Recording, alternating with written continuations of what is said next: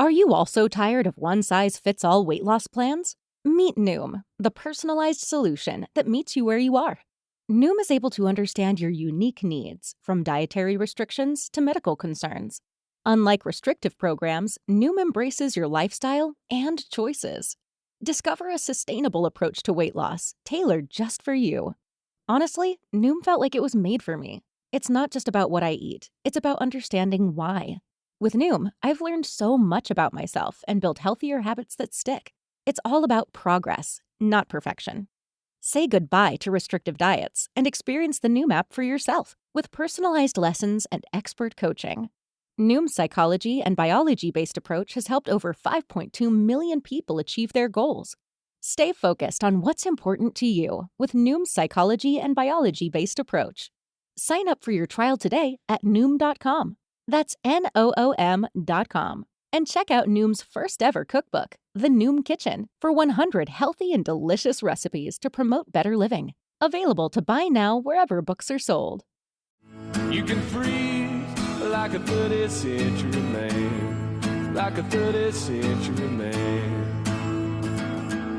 I'll save my... Hello, everybody, and welcome to the extended free preview of this month's episode of What a Cartoon Movie, all about Bender's Big Score. I am one of your hosts for this one, the snow-crapping ice honky Bob Mackey, who is here with me today, as always. Shaking hands with Charles de Gaulle, it's Henry Gilbert. And yes, welcome to a little free preview of this month's very long podcast.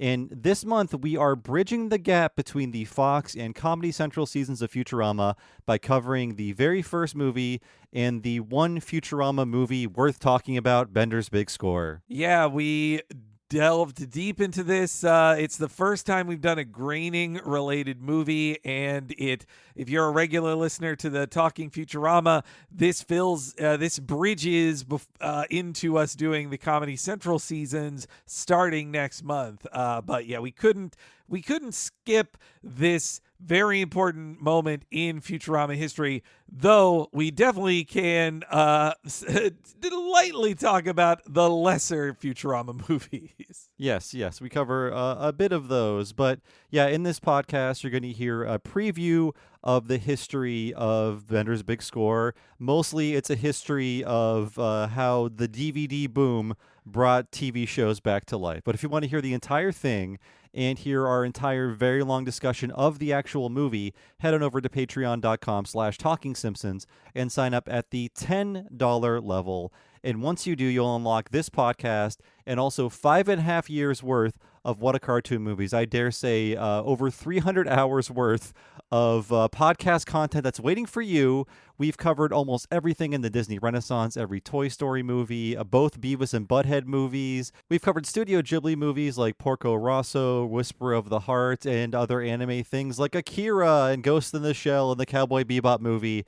And if there's something that we haven't covered, we'll definitely cover it at some point in the future because we will never stop. And that's all happening at the $10 level at patreon.com/TalkingSimpsons. And when you sign up for the $10 level, you get all the $5 stuff too. Henry, what's that stuff? Oh, man. Well, especially if you enjoy this preview, you should be at the $10 level. And to get the $5 stuff, you'd get the Talking Futurama monthly new episode, and that's the entire back catalog. At this point, we have covered all of the classic Fox run of Futurama, and we're just getting warmed up because after we cover this movie, we are covering all of the Comedy Central years, and we just covered one of our favorite episodes of the Hulu Rama run that just happened last year, and that is only the beginning of the over 150 exclusive to Patreon podcasts you get at the $5 level too, us monthly covering an episode of King of the Hill as well, and the back catalog of all the previous King of the Hill podcasts, plus every episode of The Critic and every episode of Mission Hill also gets the podcast treatment,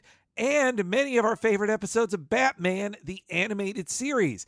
All of that at the $5 level, and included if you go up to the $10 level to hear all of the movies at patreon.com/TalkingSimpsons. And if you've never been a patron before, it's so easy to sign up. And when you sign up, you just use whatever podcast device or app that you normally use to listen to your normal podcast alongside of our bonus podcast as part of your podcasting lifestyle. And if you don't want to do that, there is a Patreon app for any smart device you might have, and you can listen to our podcast that way as well. But no matter which way you do it, it's so easy to access all the content waiting for you at patreon.com patreon.com/Talking Simpsons. Now grab the nearest can of Torgo's Executive Powder and get ready for a little preview of our very long podcast about Bender's Big Score.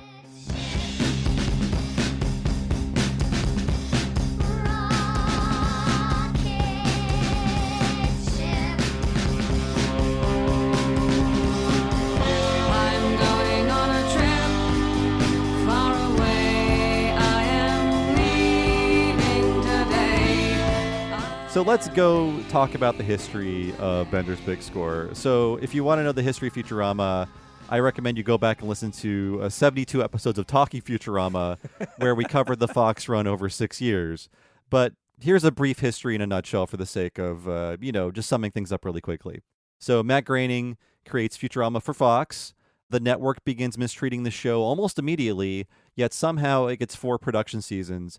And as the network begins mistreating the show immediately, Matt Groening is immediately very vocal publicly about the mistreatment. So he is not happy in the press, but somehow Fox does make 4 production seasons, or rather they fund 4 production seasons of Futurama, even though it's a very troubled show in their eyes in terms of appealing to people and being expensive and so on.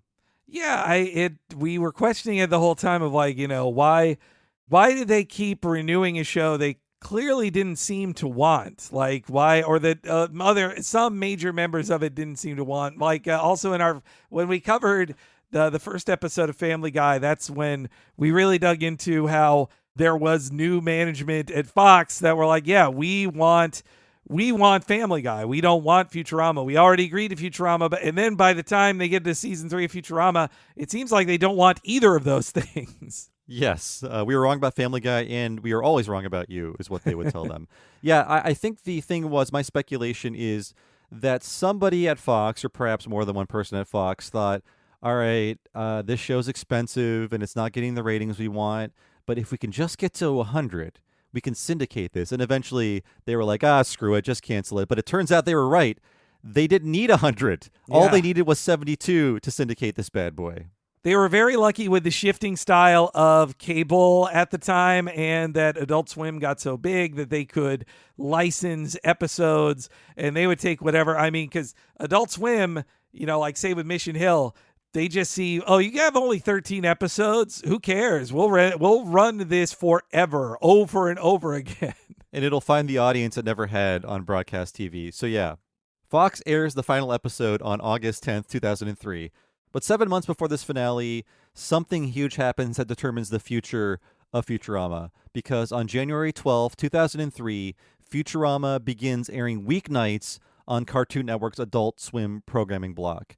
And it should be noted that when Adult Swim started airing this in January, it had been 2 months since Fox had aired any Futurama, and Fox still had 10 new episodes to air of production season 4. So production season 4 had not finished airing on Fox yet, and Cartoon Network is airing all the reruns except for those 10 that had not aired. That's crazy to know that it was that close against it. Well, and also, as we talked about in season 4 multiple times, that I think all of it was written, or at least first draft script written and table read before 9/11. And then you have things coming out almost 2 years after September 11th. And it all just feels so out of place, especially on, say, 300 Big Boys, which is about a tax rebate no one remembers. I was there. We both remembered it because we didn't get it. Go back to that episode to hear about our 18-year-old anger.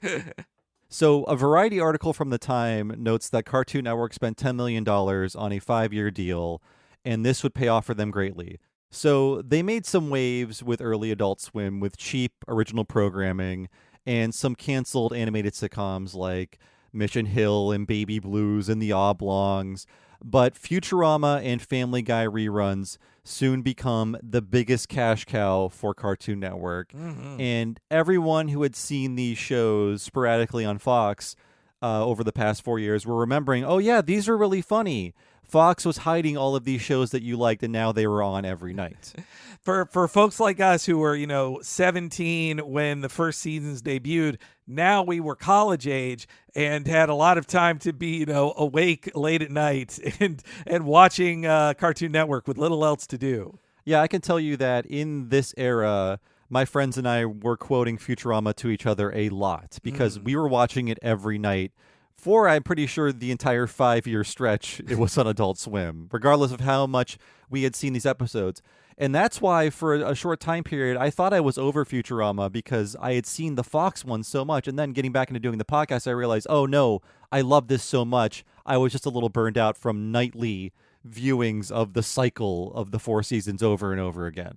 It's also funny that I was at the height of my distaste for Family Guy, and now, looking back on it, I still watched every Family Guy episode like 5 times over. Also, because they were on right before Adult Swim, and we were watching what do they call it? Lineal TV is the name for it now. It was just what was on before it. Yeah, I wasn't going to change the channel. I needed to study the thing I hated, and actually, it turns out I kind of liked some of it and was too ashamed to tell anyone.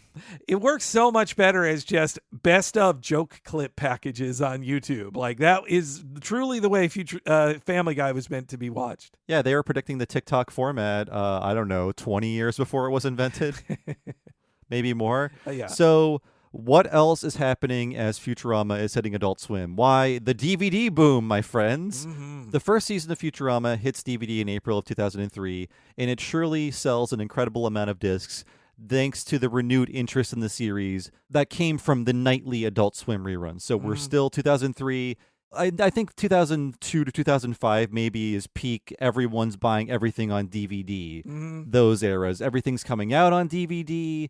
Everything is getting commentaries. It's just a glory day for the format. It was an amazing time to be alive, and it wasn't just because we were in our early 20s. It was a uniquely good time, but it really was like we were the people who would see like, oh, they finally announced the release date for Venture Brothers season 1 on DVD. I'm gonna go to Best Buy the day before and see if they break street date on it. Like that's how obsessed I was with TV on DVD in that era. Yeah, just the most obscure things would see full releases. Sitcoms that no one ever cared about. If you look them up, most of them had a DVD release between like 2003 and 2008, and every season got its own distinct DVD release. It just, the market was that hungry.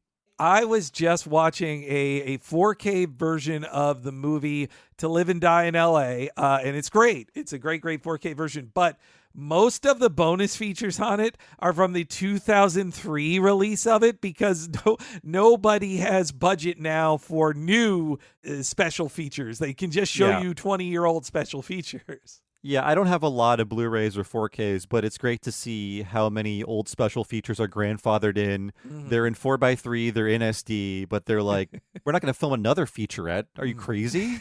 We don't have $50,000 to call people in for free interviews. So at this point in history, Futurama has great cable TV ratings, massive DVD sales. There's a new DVD coming out, I think, every 8 to 10 months in terms of releasing the seasons.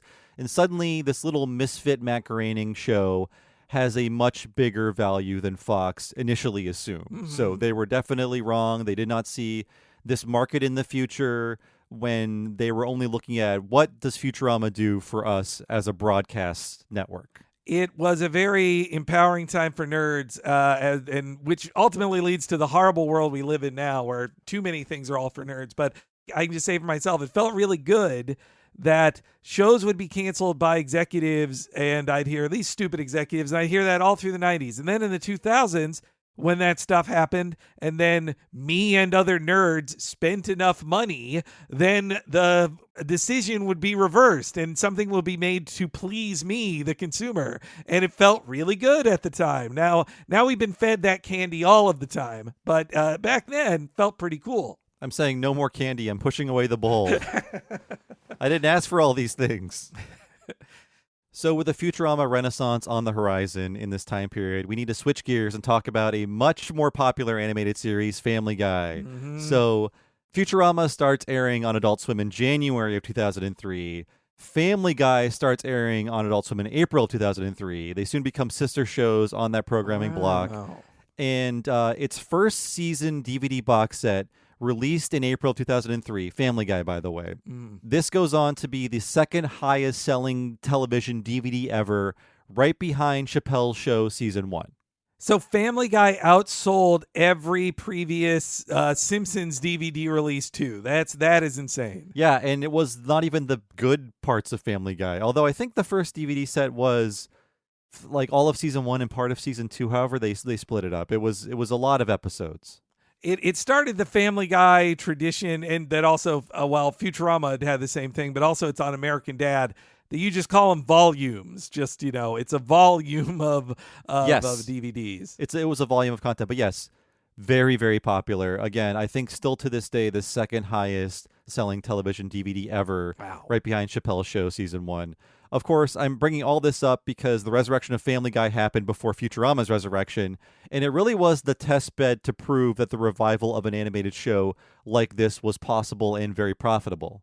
As Peter Griffin would say, it was grinding my gears at the time that this was that we had Family Guy before this.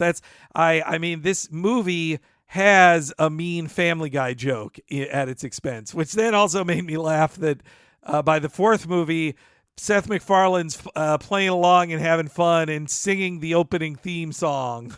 Yeah, completely forgot about that until I popped that in again. And by pop it in, I meant clicked on a VLC file and loaded it up on my tablet. Right. So yeah, based on the DVD sales of Family Guy alone, Fox ordered 35 new episodes of Family Guy in 2004, which began airing in mid-season 2005. And they also commissioned a direct-to-DVD movie called Stewie Griffin: The Untold Story that would later be edited down into 3 television episodes.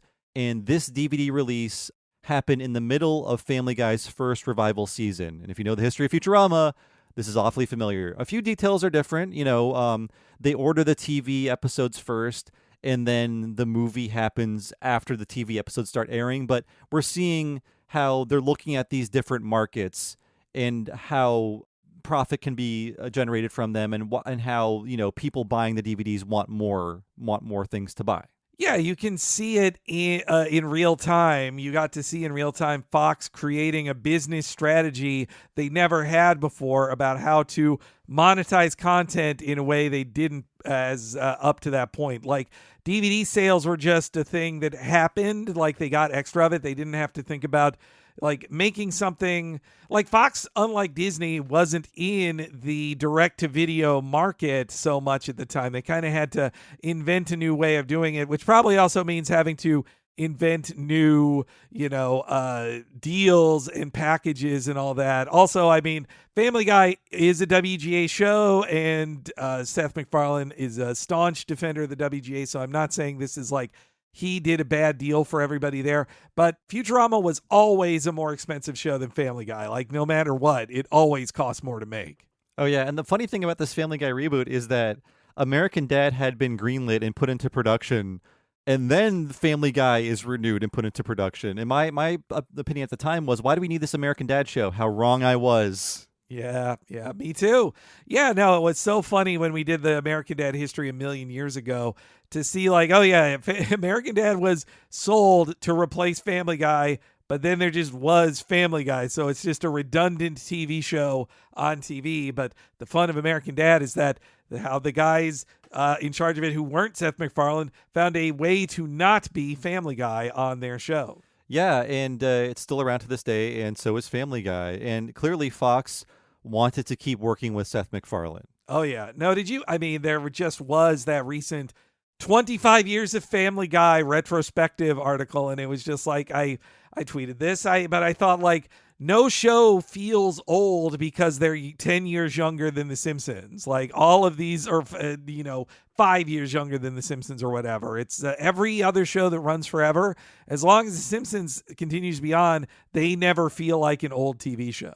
Yeah, that's true. The Simpsons has only a decade on Family Guy and only I think like 8 years on South Park, but it still feels like, well, that's the old show. And South Park, I that feels fairly new, even though South Park is almost 30. Yes, God. Oh my God. Things are only going to keep getting older, Henry. No, along with you and me. Yep, yeah. It's best to just accept it and grit your teeth. So Family Guy, way more popular than Futurama, but with reruns and DVD sales, the future is looking brighter for Mac Ratings' follow-up to The Simpsons. And a Variety article from January of 2006 claims that negotiations have started at Fox though it wasn't yet clear if this revival would air on the broadcast network or on another channel. Mm-hmm. And, based on interviews with Cohen and Groening, it seems that Fox wasn't quite as motivated when it came to Futurama, because apparently after the cancellation of the show, which I guess had a soft cancellation that they waited about a year to fully, receive the message. So they weren't very polite about it, Fox. Right. But after the cancellation and post Adult Swim and DVD sales, they would call up Fox every 6 months and say, we should really do a direct-to-DVD movie. I think the time is right. And Fox would humor them, and, they would call back another 6 months later. So by the time they call back in probably late 05, early 06, Fox basically pitches their idea back to them, and they agree to at least have a meeting about it. And yes, David Cohen says this would not be possible if not for Family Guy. Family Guy proved we could do this, and we owe them our renewal. So thank you, Family Guy. I do appreciate that. No, that is hilarious. That they had to deal with though. At first I was going to say, is it that the executives were hurt by all of the stuff Matt Groening said in the press against Fox? But it's like, Seth MacFarlane and in Family Guy, they kick the network all the time. They make fun of Fox all the time. But maybe it's like, the executives react to Family Guy like, you, and they give it a noogie. Well, meanwhile, Futurama, they're like, how dare you? Yeah, they don't mind when the money machine gently mocks them. Mm-hmm. As long as the kid keeps shooting out money, they're okay. But a B+ money machine making fun of you, it needs to earn a little more money. Yeah. So they're called in for this meeting.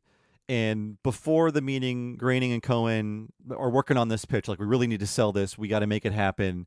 They're worried that they might not be able to sell it to Fox. The second they walk in, the people at Fox are like, "Oh yeah, you need to make 2 of these movies at least." So they're immediately greenlighting 2 movies because they're like, to make this financially viable, you're going to start a new production. We need you to make 2 movies just to make sure we're getting the most profit out of this as we find acceptable. And apparently they were working with the studio and not the network. They like the studio Fox. The people at the network Fox are the ones they hate. Okay. So they were happy to work with the studio because Fox Broadcasting had nothing to do with this production or future Futurama productions, because they would not be airing these episodes on broadcast TV. Fox Broadcasting were the ones who kept shoving them either before or after football, killing any momentum the show had. So that makes a lot of sense. Yeah, that also for Fox Broadcasting, like, Futurama didn't bring in the ratings to get you a bonus as an executive, but at 20th Century Fox Studios, DVD sales of Futurama do get you bonuses as an executive. Yes, they want a lot of content, and they want it now. And apparently, according to Cohen, there was a game of chicken between Groening, Cohen, and the executives. Like, we could do 3 movies. What about 4 movies? And by the time the meeting ends, they have agreed to make 4 movies that would be released on DVD. Mm-hmm. And I'm guessing they also decided these movies will be split up into 4 episodes each to later air on Fox or some other network. We find out that it will not be Fox, but I'm not sure exactly what portion of that was determined during this meeting. Now, I will say, they're recounting this on the commentary, this story. And when Cohen says, and then we agreed to make 4 movies, Ken Keeler, who seems a little cranky, says, did they also say, take as much time as you want and spare no expense? Everybody in the room laughs. So we can see what they're up against. And that is a huge time and money crunch, because they're going to be making these with a limited time frame, with fewer writers, with less resources. And I will say, the reason why reboots can be bad, it's because when it comes back, the people in charge say, make it for way less money and fewer resources. And that was the case with these productions entirely. Yeah, no, I mean, that's when it's not renewed as a real TV season. This is, I can see where they sneak in all the cost-cutting measures they can, because Family Guy gets renewed for a real TV season, like 35 episodes of it being a real TV show, and they operate like a TV show, but will release 3 of those episodes as a DVD movie. Oppositely, when you okay them as a DVD movie, and then like they're doing it backwards. They okay it as a DVD movie, but then also say these will be rebroadcast, format them in a way that can be rebroadcast as a package somewhere as reruns, like, because I mean, economically, it doesn't make any sense to make 4 new Futurama movies that you can't also sell to a cable network at the very least for reruns. Or maybe, yeah, like you said, they'd want to say put it on Fox later if they've changed their mind. Yeah, they have to write movies they've never written before. They have to make them, dissectable into 4 distinct parts. And they have to do it with fewer resources and money. And, there was a big crunch on the writing. The commentary for this is great. Ken Keeler is so cranky, and I love him for it. He is just very upset with how he wrote the script but doesn't remember anything. He doesn't remember which version of Fry is doing what. He seems just very lost because he was part of this grueling production to make these 4 movies. And on the art side, things were also bad. Director Dwayne Carey Hill, who directed this film, implies they were now making 4 movies, but the time they were given to make them didn't increase. They were basically given the time they were asking for to make the 1 film. So apparently in the Fox broadcasting days, the team was given 5 weeks to turn in a full layout for 1 episode. And in the movie days, for a episode size segment of the movies, they were given 2 weeks. So less than half the time production-wise on the art side to put these together. It's a miracle they look as good as they do. Yeah. But everybody was taking advantage of this opportunity, and Fox was being very cynical. It's like, hey, you want your reboot? You got to work for it. Man, that's so, again, making 4 movies makes sense in that, when you restart an animation production, you have to basically rebuild the factory. I was just thinking of it because when we did the Invincible What a Cartoon, they talked about why it took more than 18 months between season 1 and 2. It's because they just had to create a whole new studio to produce season 2 that they didn't have for season 1 because that had closed down. So if you're going to restart the machine of Futurama and hire back whoever you can, you're not going to do it for just a new 90 minutes of content. You want to quadruple that. It makes sense in that way, but it's like to ask for the equivalent of a half season of 16 episodes, but then give them what sounds like what you'd make 7 episodes with. Like that's shitty. Like that's pretty crappy. Yeah, and again, fewer writers, less resources on the animation side. Christopher Ting is not getting an orchestra anymore. Just cutting corners. And, the new Futurama, they have, a writing staff and everything, but they are cutting more corners than they did in the past. So every time something comes back, executives want to make it for cheaper. Mm-hmm. Yeah, it's not to flash forward too far, but yes, it sounds like Disney executives make Futurama staff miss the Fox executives' level of stinginess. Yeah, hey, Al Jean tells me they're great to work with, and it's never been better. They listen to so many things, and their suggestions are great too. Mm-hmm. Yeah. Always take them. You have to.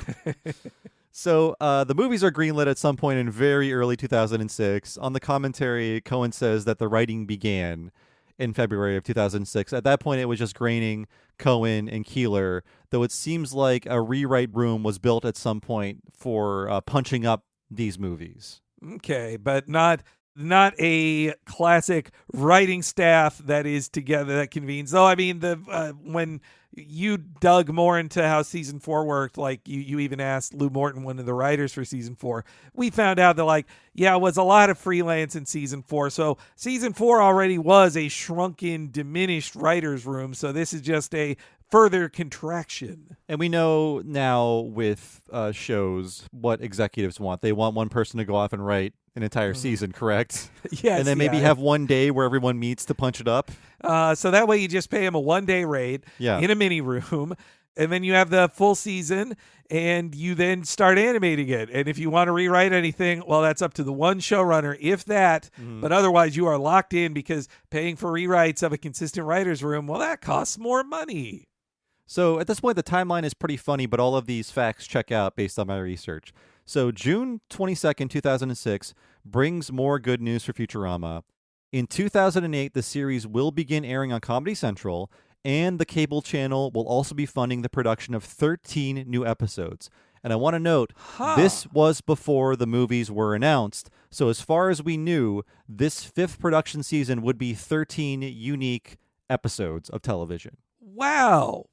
My mind is really, I when you say it, I remember experiencing that in real time. But as I recalled it before, I was like, oh yeah. So after the fourth movie came out, then they announced what would be the first Comedy Central season. But no, they announced the Comedy Central deal before the first movie was even announced. Yes. Wow. So yeah, June of 2006 is when they announced a new season on Comedy Central, and that it will be moving from Adult Swim to Comedy Central. The reruns will be. I was so pissed at that. I was so mad I'd have to switch to a different channel to watch Futurama reruns. I mean, I think it was worse when it was on Sci-Fi for a few years. That seems like, I mean, Sci-Fi, the term is meaningless, but it feels like it belongs more on Comedy Central than on Sci-Fi. No, it made more sense. It's also funny, too, to think back to how The Critic, just like 5 years earlier, was doing such great ratings on Comedy Central, but Comedy Central did not spend that much on original programming to pay for new episodes of Critic, even though they were having meetings with James L. Brooks and Gene and Reese to maybe do more. So by the time they get to Futurama, 5-6 years later, now they're finally ready to spend almost network-ish money on new episodes. Yeah. I mean, going back to Drawn Together, I think that was their first little flirtation with broadcast quality animation because it was a rough draft show. It's also why the seasons were so small for Drawn Together, because Comedy Central was used to paying for South Park and, Dr. Katz and things like that with limited animation. Yeah, and it's why Drawn Together got shoved down our throats so hard because it was a too big to fail TV show. Like they couldn't stop it because they'd already spent that much money on it. It had relatable everyman comedian Adam Carolla behind the wheel. Yes. Listen to the gayest episode on it, guys. It's to be reminded of its relationship to the Man Show was a depressing callback to things are so much better now than back then. Podcasting pioneer Adam Carolla. It's true. We owe so much to Adam Carolla. We should listen to him more, shouldn't we? We salute you, sir. So yeah, again, going back to the timeline, June 2006, it's announced that Futurama is heading to Comedy Central, and there's going to be 13 new episodes. And then June of 2009, that's when the announcement post-movies happens where they're saying, we're going to buy new seasons now, 26 new episodes. But the 4 movies are announced in January of 2007. And in an interview with Rotten Tomatoes, Matt Groening explains the format. So he says, quote, "We're writing them as movies, and then we're going to chop them up, reconfigure them, write new material, and try to make them work as separate episodes. Chopped up is an indelicate way of putting it, but we are doing them as movies, and then we are reconfiguring them and writing new material and narration and this, that, and the other, so they'll stand on their own as episodes." Unquote. My note is, I don't believe new content was added outside of clip packages and narration for these split up segments of the films. So I just rewatched them all on Hulu as the episode versions as well. And yes, every one of them starts with original animation of one of the characters saying previously on Futurama, and Kiff's head explodes, or Zapp Brannigan kisses you, or whatever, and then it cuts to black and they show the clip package. But I feel like maybe occasionally there's like a commercial parody they put in the difference, but there's so little different in it, and it just makes it very confusing. Like that was when I watched this the first time, Bender's Big Score, I didn't see the seams as much, but it was on the second one where I was like, oh, okay, we're at 40 minutes now in the movie, time for a reset of things. So they're going to detach all of the genitals from everybody, and now it'll be a different status quo for this episode. Yeah, in terms of editing, though, the movies are edited well, I guess, functionally, in which you're not seeing fade-outs for act breaks or the kinds of things you would see in broadcast television standards. Yeah. If it feels in terms of how it's edited like a movie, in terms of plotting, not at all. But it's not just awkwardly stitched together singular episodes of television. Wild Green Yonder is the one that feels the most like it's like they wrote it from the beginning, knowing it would be cut up into 4 episodes is what it feels like, because they have several jokes that end on a to be continue, and then it follows up with like nothing, or it mocks it. Like, for example, the end of part 1 is Bender and his mafia girlfriend get gunned down in the desert by the robot mafia, and then they just dig themselves out of the ground at the start of the next episode, and then a car comes up and picks up Bender's girlfriend, and he just waves goodbye to her, and that's the end of that at the start of the next episode. I think it's because the first two movies usually have a singular writer, and then with 3 and 4, every segment has different writers. That makes sense. Yeah. That makes sense. So, yes, the 4 movies would be broken up to make a 16-episode production season 5. So if you look at the production info during the credits, it'll be like a 5 ACV 01, 02, 03, 04. So like each movie is 4 production episodes. And I'm guessing this was the case because Comedy Central paid $30 million for their 5-year syndication deal. And it definitely made a lot of financial sense for them to have DVD sales subsidize the production costs of this first reboot season, in quotes. And again, we said it before, like Drawn Together was them kind of flirting with broadcast quality animation. And in 2010, finally, they're like, okay, we're going to make new Futurama, and our other show is going to be this thing called Ugly Americans, which I will say that's a solid, you gave it a woof, I will say, solid B- show with A+ animation. Okay. I didn't give it a chance at the time. Did you watch any of it, is my question. Yeah, I watched the first act of one of the premiere episode. For whatever reason, I just was living alone and very lonely and bored, and I watched the entire season, just torrented it, and I was like, this is acceptable. And it's animated by Augenblick Studios, who made the first season of Super Jail, and the animation often gets that good. Okay. Well, I see. I was at that time, I was too busy watching Archer, whatever season of Archer was on FX at the time. You know, I only watched one season of that show. It's a good show. It's a good show. And it gets better every season. It's an incredibly dense show. But that subsidy situation, that also I think was started by Family Guy, like, because Adult Swim was not going to pay for a new Family Guy, but they would offer a bigger licensing deal for new episodes that helped pay for Family Guy that would then be first run on Fox Network, but then almost immediately go on to Adult Swim. Like, it was not a 2-year wait or even a year wait in between episodes showing on Fox and then on Adult Swim. And I really understand the necessity of having to do this. And it's not the creative team's fault. But at the time, and still kind of now, I do feel like it was the most cynical choice. And it made me feel like I was funding a TV season that a network could have funded. Yeah, it did take a little out of the fan empowerment of like, you demanded it, it came back. It's like, well, but you're not getting real movies. You're getting like, if they had just sold it to me as, here's a new season, watch it, and we start with one movie, like that would have been, I would have been more amenable to it. Yeah. I mean, as time went on, there was a smaller and smaller gap between the DVD release and it airing on Comedy Central. And I think by the time we get to the last movie, there's maybe 5 or 6 months between the release of that movie on DVD and the airing of the chunks on Comedy Central. So you were just, suffering the same fate as every early adopter, basically just getting ripped off. Yeah, no, that you're right. That did take a bit of the fun out of it too. When I would see it debut on Comedy Central, I was like, but it's why I was not ready to pay the money for it. But fortunately, as a underemployed video store clerk, I could at least rent them for free. Yes, I think I was making like less than $16,000 a year, and but $20 is like $30 now, folks. I was sacrificing a lot of my money to get Futurama back on the air, and I need a statue dedicated to me somewhere. So more about this production. This was the first carbon-neutral release by 20th Century Fox. That's right, they're saving the environment and you're footing the bill because you're paying the cost of having a bad DVD case that falls apart, which will soon become the standard for all packaging of DVDs unless you're buying a steel box or something. Yeah, blame that darn Al Gore for his correct fear-mongering about the future of the planet. But I remember when I got that, when I held the box in my hand in 2007, and I think I was realizing all the Simpsons DVD boxes are going to be crappy now too, aren't they? And they were. Oh, absolutely. Now, I love the environment.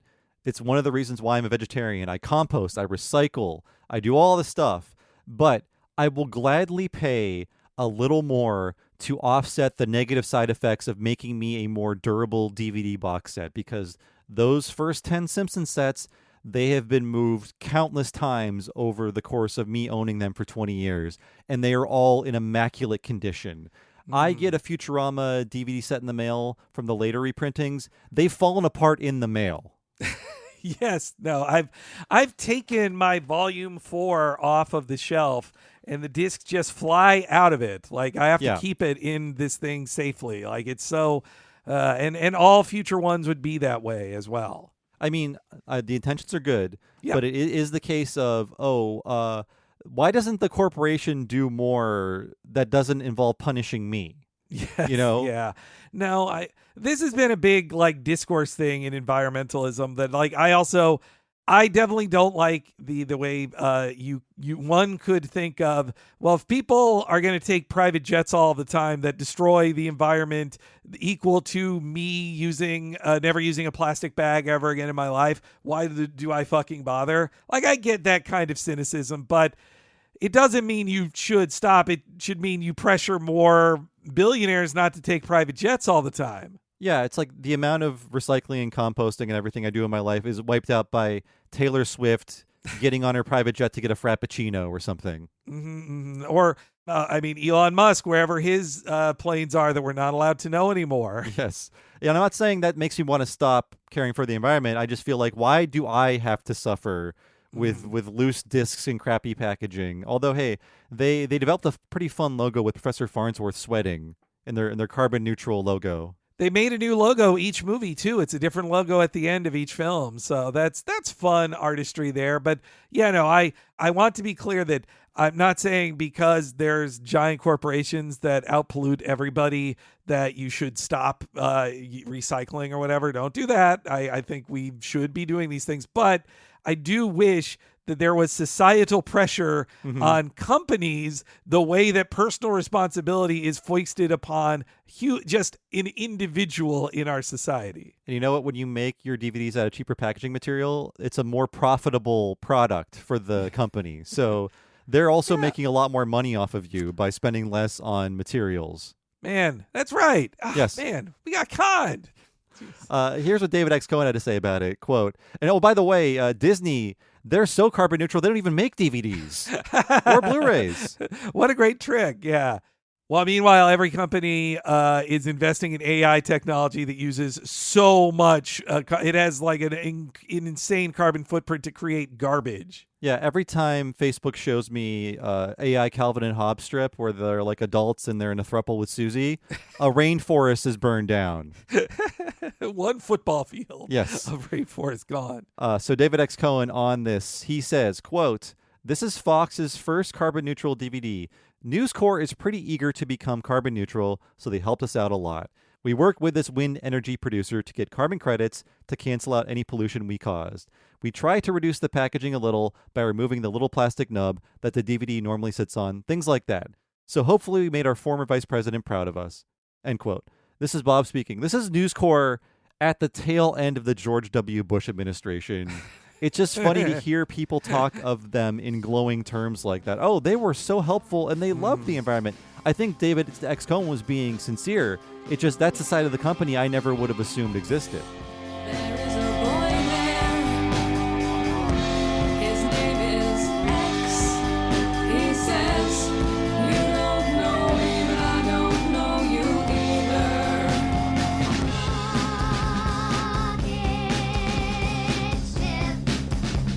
Our bags are packed, we're ready to go.